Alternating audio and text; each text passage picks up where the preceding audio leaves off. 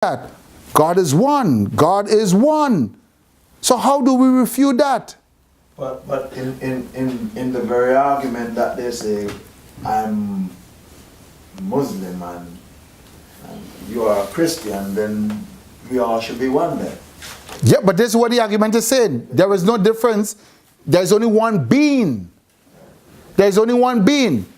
Not all beings have the same characteristics. That's all. Because that's why I was asking, why do they only differ between existing and not existing? So now, how would you now respond to this statement? You're going somewhere. You're going somewhere. I don't know what you gotta ask. You know, but you just said the statement. I want you to respond to it, and you were right there. You peg on it. You peg on it. You are standing on it. Ask the same question. What is actually going on here? He is begging the question that there is only one being. No, one being. One kind of being. And here I keep mentioning being when I'm saying being, because he is begging the question, there is only one being. Are there only one being? No. There are different kinds of being. But in his argument, he's saying that even if there are different kinds of beings. No, he's not saying that in his argument.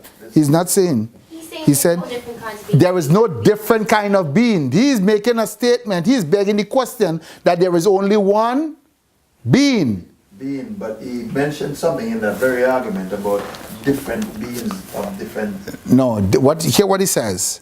Hear what he said. If there are many beings, they must differ. If there are many beings, they must differ. He's making a truth claim there. If there are many beings, they what?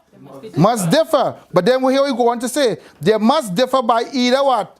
Being or? None. So now he just begged the questions. He begged the question that there is only one being. Who is saying that there is one being? You put in forth an argument, you must be able to prove the point that there is only one being. But you saying that there is only one being. When in truth and in fact, are you one with me? We know that by just what? Point of references. So how we refute this is that there are many different kinds of being. And the different kinds of being destroy this argument. So we believe that there are many beings. Many beings. Many different. So this is why we believe in polytheism. Not polytheism. Polyism. Meaning there are different kind of beings. Polyism, however, monotheism, one God. Different beings, many beings. God is a being. Yeah, that is a being. There are three persons in that being. What's that article? Who is it from? You're reading from? What's that? What are you reading from? The book. What kind of book? This is great thinkers, Western philosophers. Great thinkers of Western philosophers. That's where that argument comes from. You can also find it in Dr. Norman Geisler, his books. Great Thinkers of the Western World? Yeah. That's the title of the book? Yeah. And you can find it in Systematic Theology by Dr. Norman Geisler, and also J.P. Moreland and William Lane Craig, philosophy. But those arguments for monism, if we are not able to respond to these questions, then we are left as not being efficient and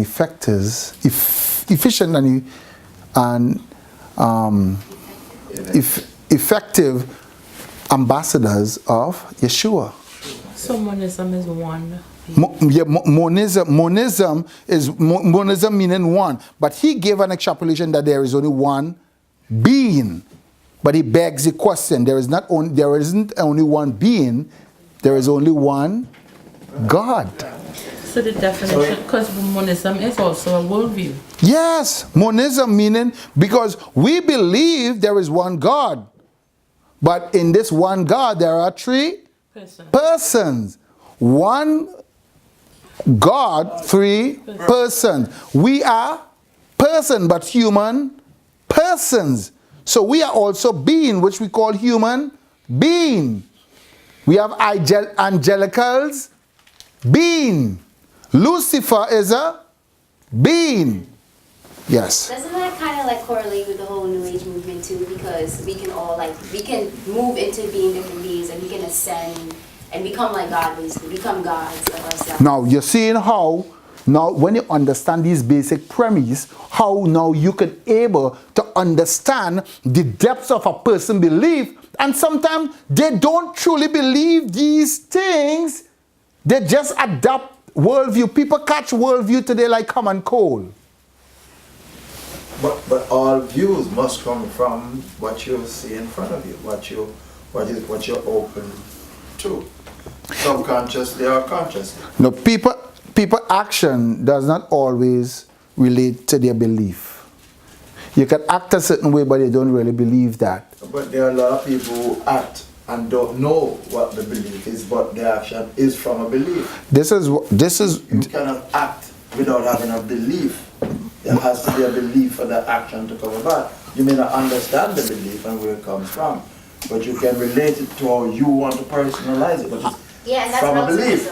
That's how You cannot act without a belief. and when what she's extrapolating there is so correct, and this is why we need to send the fishhook down, because without sending this fishhook down, we won't be able to address the issue of this person's action. Because a person's action, they just as how you extrapolated there, Leo, they may not even know what they believe. No, they don't. Right, they don't. But whose responsibility it is to show them what they are, what their values are not consistent with how they ought to live. Whose responsibility it is? Our responsibilities. We have to be able to give an answer for the hope that lies within us in this culture. This culture, we are dying, and the most effective, the most ready place for apologetic evangelism is where? The church, in the synagogues, in the I wouldn't even say in the mosque, because the mosque, they teach their people really, really, really hard on their ignorance. However, Judaism is a ready place for the gospel, and all you got to do, you hit the Shema. Now, let me close by this. So now, you have something to say? All right. When you see Shema, what this word is literally telling us, what this Shema is saying to us. You know, we know about apologia, you know, from that Greek word, what it means to give a defense for what you believe. The Shema, this word, what is literally saying, Shema,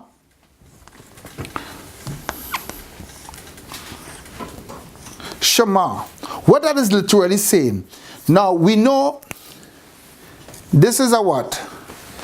It's an eye, right? And an eye see deep. Now, this here is a mem. And the mem speaks about, in Hebrew, in the Hebraic culture, this is, this mem is set dead middle in the Hebraic alphabet. And it carries the numerical value of 40.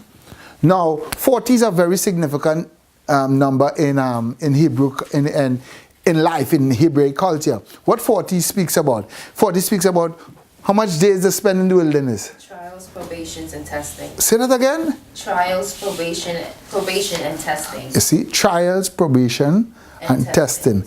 Now I'll give you a deeper meaning for that, right? Now look at something. Trial, probation, and testing. Now, how much years they spend in the wilderness?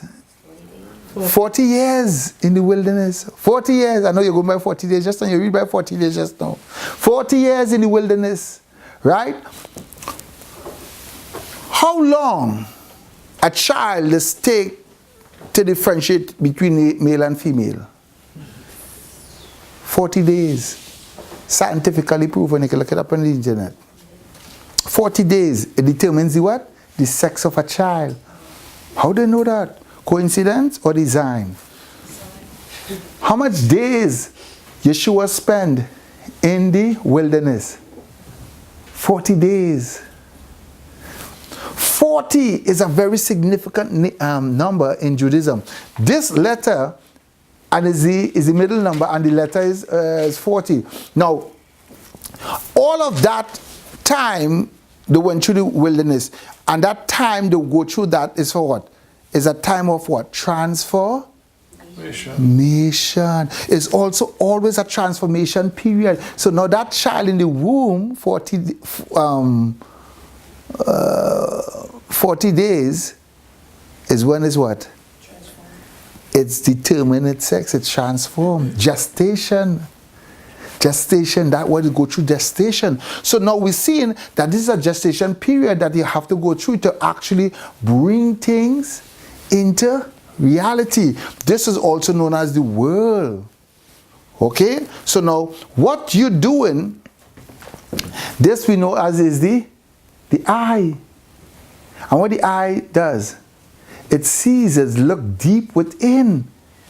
It look deep within. The shin.